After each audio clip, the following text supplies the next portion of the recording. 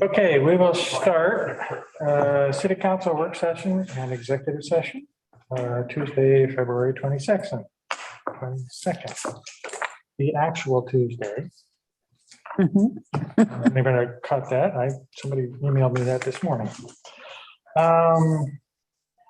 Need approval of the agenda. So moved. Second, All in favor? yes. We have one announced that the council president is attending by Zoom. Council President Mike Benefield is attending by Zoom for Well done. everyone who wants to know. And he's right up there. We will start with our public comment. I have one person who is phoning in, Deanna Hammond. If you could link us up just.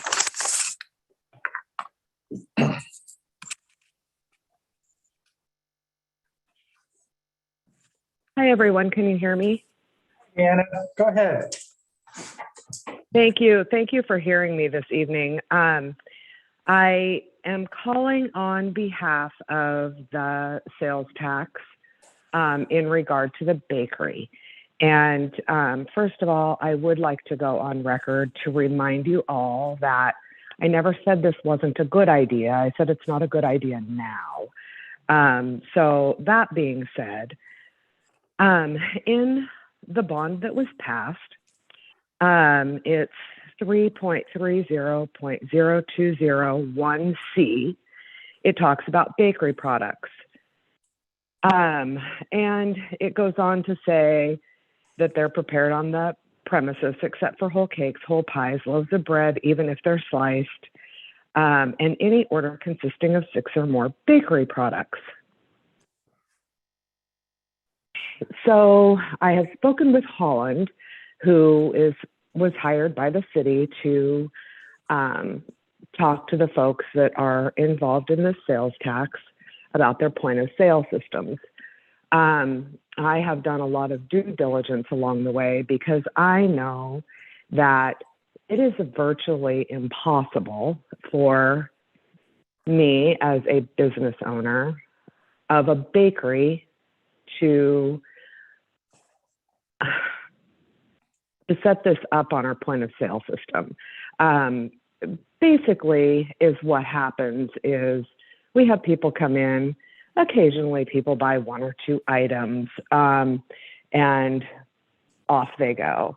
More often than not, someone will come in, they'll order 4 things, we'll be ringing them up, and then, let's throw a couple bear claws in there. They see something in the refrigerator case and they want a couple of those, etc.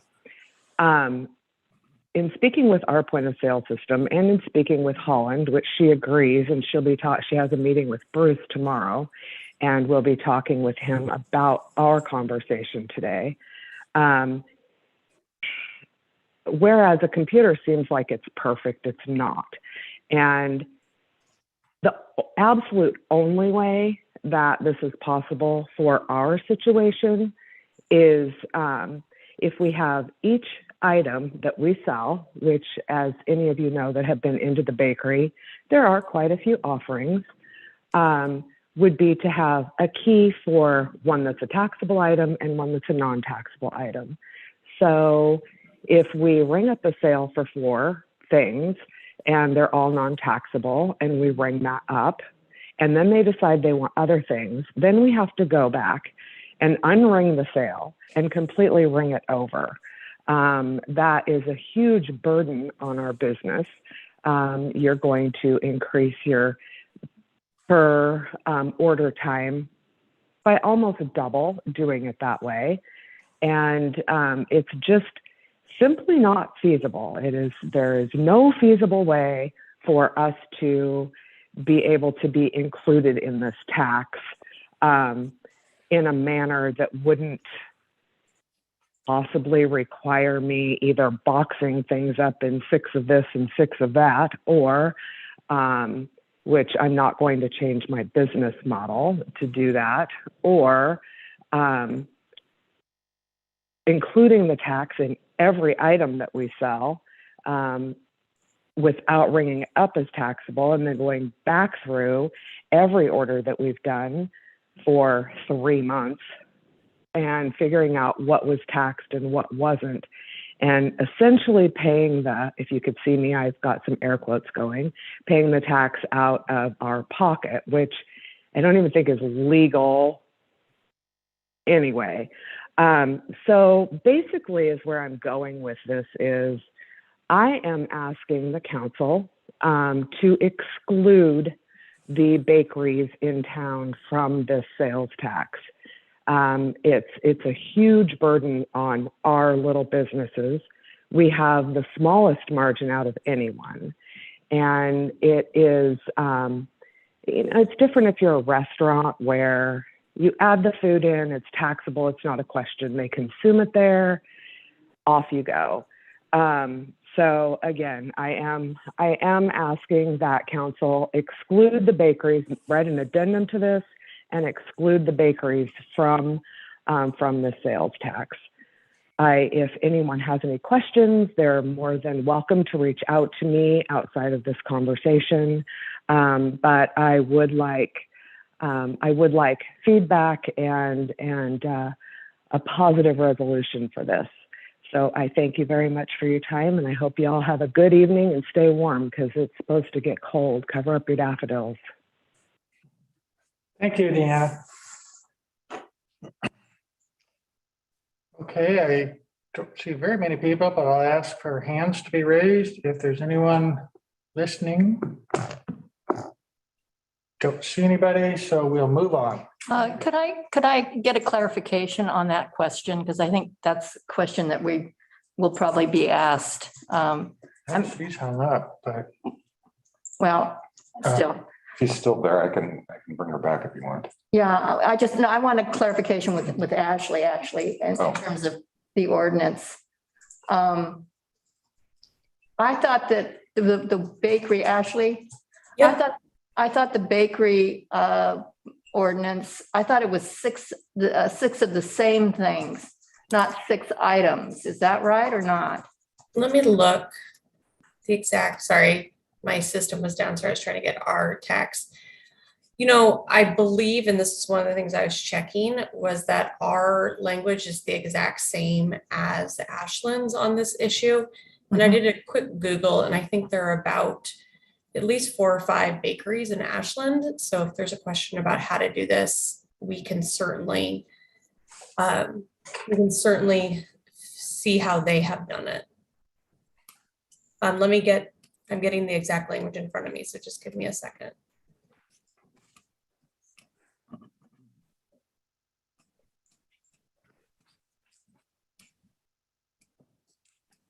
exactly what I wrote down. Ask Ashland. Yeah, right. Sorry, the file on this is big. I thought it was like 6 donuts or 6.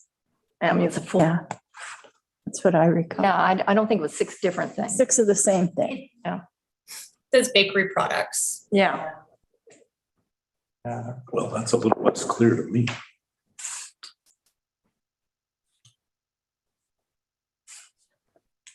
I tell you what, why don't we let Ashley do some research and we'll move on and we'll cut to this at the good of the order.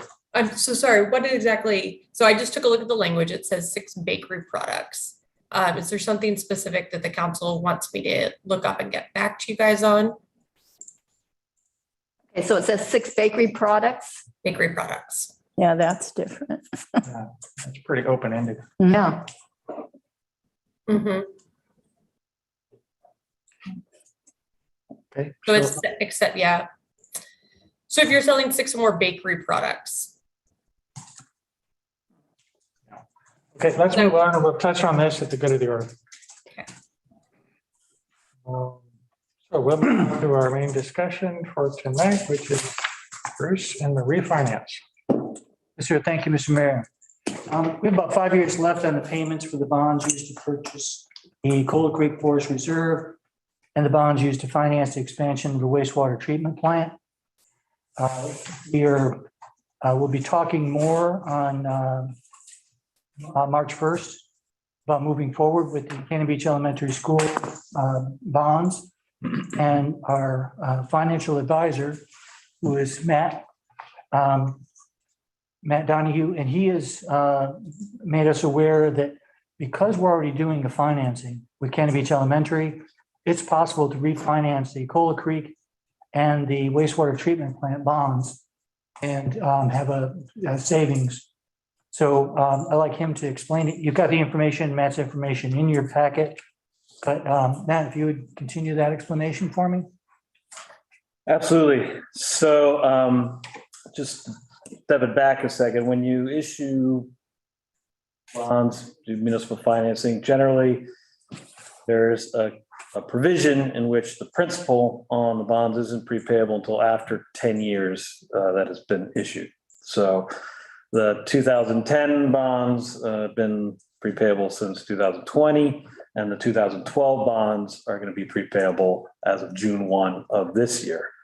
So the timing has been fortunate that you're doing a financing already and incurring a lot of the fixed costs of doing a financing, so that adding on what is a small and somewhat short refinancing is not going to have the city incur many additional costs, so or additional work. So by rolling in the refinancing with the Cannon Beach Elementary financing, you're pretty much efficiently, getting the kind of a 2-for-1 kind of thing, for lack of better terms, and being able to reduce the future debt service on your GO bond obligations. So to pay it, this refinance back, it would also be another 10 years. No.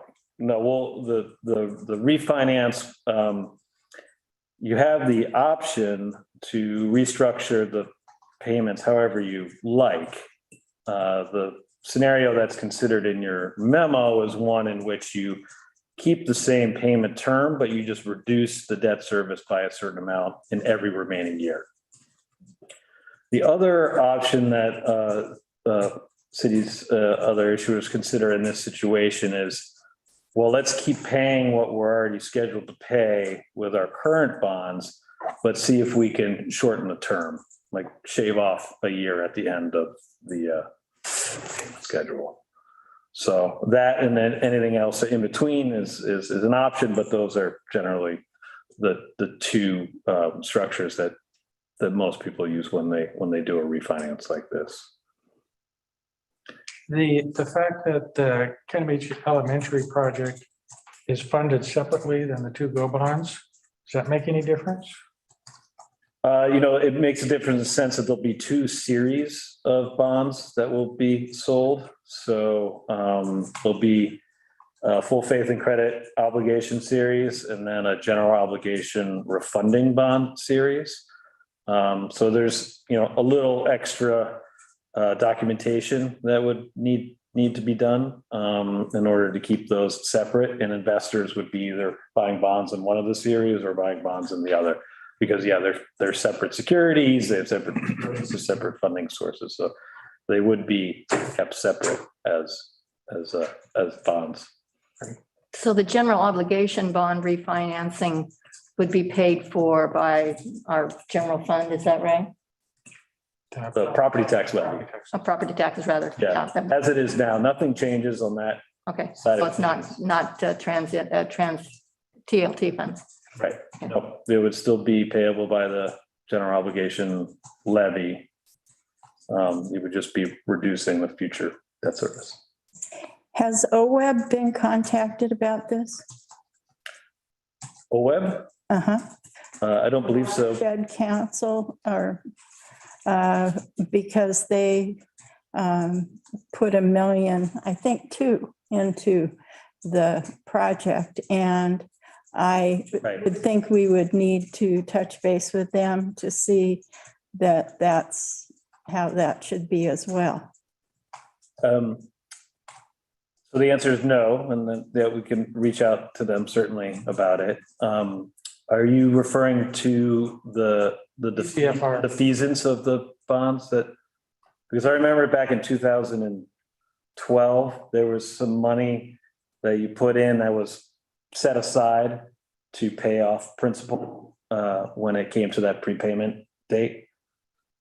Can't tell you for sure. I can't. I mean, I worked on that like a long time ago too, so, but It is. it is, okay. Okay, Thank you, Laurie. So that money is all set aside in a special bank account that's just waiting for the prepayment date to close. So those maturities that were the fee back then will be paid off on June 1. If you go ahead with the refinancing, the other remaining would be paid off by the proceeds from the refinancing. So it should be all locked up and just kind of should mechanical. they be made aware of it, this though? I mean, It won't hurt. not as, I don't know if they need to know, but Yeah, but- it doesn't affect their position, it seems like. What, Bruce? We will let them know Okay, by next week? by tomorrow. Okay. Because I don't want to vote on something unless I know that they're okay with it. Understood.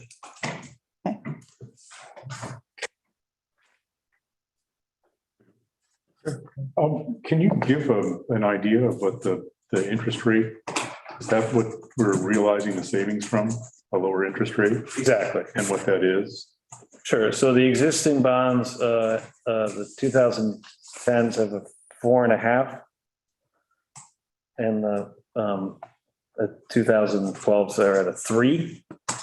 And the estimate of the interest rates that I had for the analysis that I ran here was that the all-in interest costs, including the effects of the cost of issuance, is just over 2%, the 2.06%.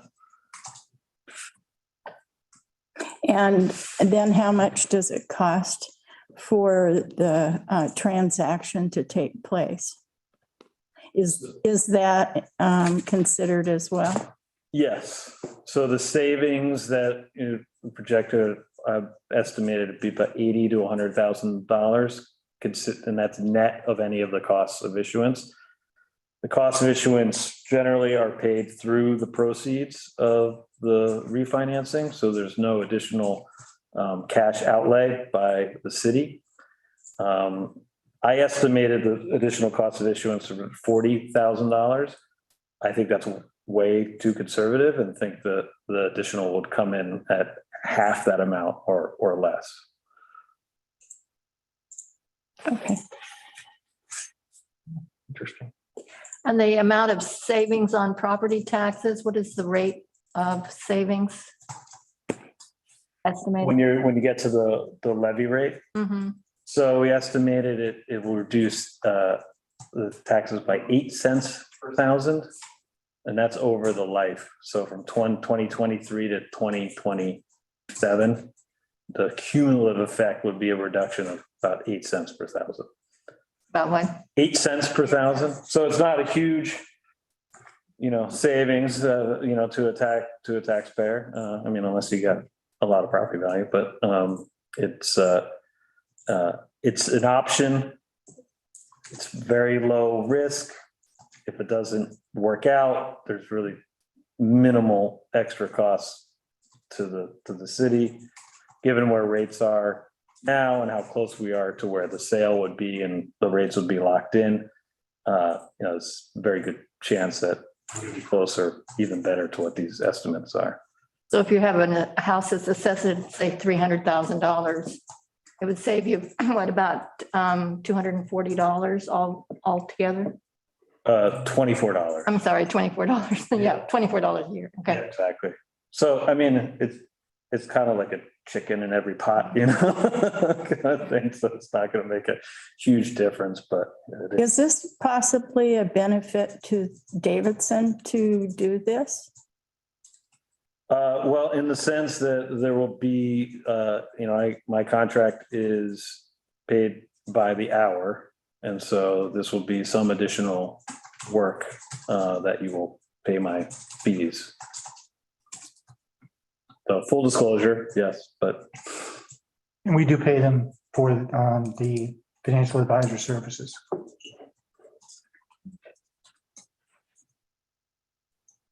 I just figured it out. It's $56 in my house. Yeah. But that's, Well, I think another way to look at it is collectively over the entire city, it's large savings. Yeah. And I'm sure this will come up in the discussion, so I'll be brief about it. That, I think we have a fiduciary responsibility to the city to be able to do something like this, given the opportunity. And I do have one other question for you. But what is the certainty, if there is any, that the rates will be at what you've estimated? There's no 100% certainty. And so it could be higher, it could be lower by the time, we get to the market, which at this point is scheduled for March 17th. So given the time period that we're in, and generally speaking, how much rates move in those times, but Russia invades Ukraine, and it's not sure what that will do. It'd actually probably make interest rates lower. But what you would be approving would be the option for the city to take advantage of. So we necessarily don't have to do that if for some reason the interest rates are higher. Correct. And these interest rates aren't interest rates that are tied to mortgages for people's sense of reference. They're bond interest rates. That's correct. That's correct. Yeah. So different animal. I mean, the interest rates all kind of interconnected out there. Mortgage rates are connected to treasury rates and municipal bond rates. So they're somewhat related, but it's like a second or third kind of derivative of it. Okay. Mortgage rates are low. Municipal bond rates are even lower because the investors don't have to pay taxes on the interest that you pay them. So that's an extra subsidy on the interest rates. So, so there's like the interest rate market as a whole, and then you have the different pieces of it. And the municipal bond market is different than the mortgage rate market. Okay, thank you very much. Sure.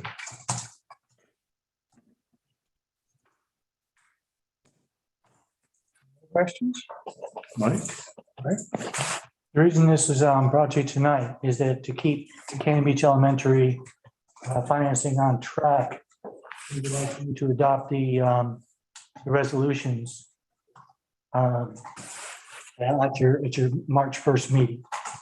And so we want to have a workshop and then allow people to listen in or check more information.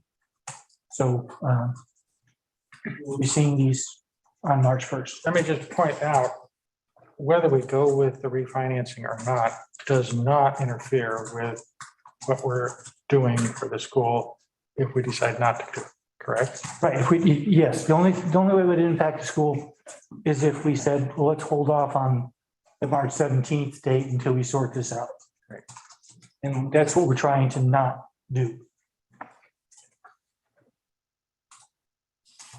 Okay, well,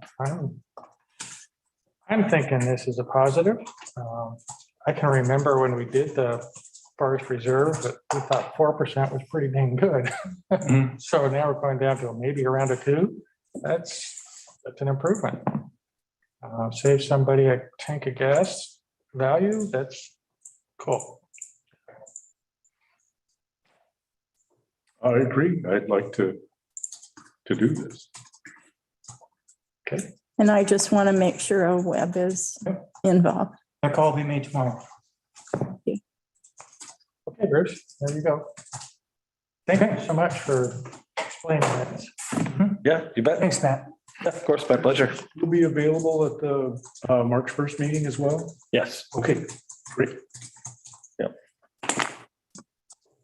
I told Matt at a meeting earlier, I said, thank you for bringing this to our attention because that's what we want from our financial advisor. Okay, that was our item. We'll move to good of the order. If anybody wants to continue. Anything new? Someone was contacted recently for Pacific Power, and they said that the power would be off for 9 different people. Do you know where that's going to be? I don't, and I'm sorry, talking to Rusty. Did somebody get a letter? Where? Pacific Power notified someone that the power would be off, and it was something like 5 or 6 hours. When was- But I didn't get one, and I don't know if You you, know when this is? tomorrow. Tomorrow. It may be in conjunction with work on an individual house. Oh, Sometimes other houses are affected by that. I can't speak to that specifically, but. yeah. I also noticed that there were instances where some that contractors on Hemlock today running some I water. did see the signs, yes. Yeah, if it's just 9 houses, I think they were contacted independent. I don't know. Yeah, and the contractor, communications company is doing the work in advance of Warren Way. Oh, Work's being done now. Karen coordinated it. In there now. And again for it. yeah. Contact Karen. Because she usually gets the calls, and I'll see what details we can get before the end of our next meeting. Okay, because that's a long time for the power to be out, Hmm. especially with it being so cold. Yeah.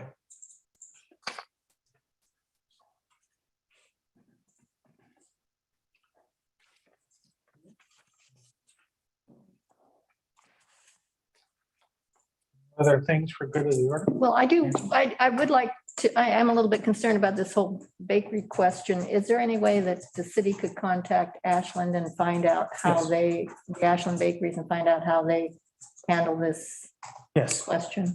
No, absolutely. And I will also get a report from Holland on what her findings were at the bakery. We'll get Chris, I that can to you. email you the list that I just came up with. Bakeries in Ashland. Okay, all right, thank you. I think if it does get down to that generalized statement, what Nancy was saying, if it's 6 items of the same thing, makes more sense. Oh, yeah. If it's 6 general items, you could have 6 people in the party and all walk off eating them. So I don't know, but 6 items of the same thing tends to say to me, I'm taking them home. Mhm. But I'd like to hear what Ashland has. Okay, we will. Well, Let me throw my 2 cents worth in. It seems to me if, once you start making exemptions, you just raise all these questions. Well, is this exempt and why? And what's the formula for that? Why not just everything that's a prepared food be taxed and not worry about the quantity?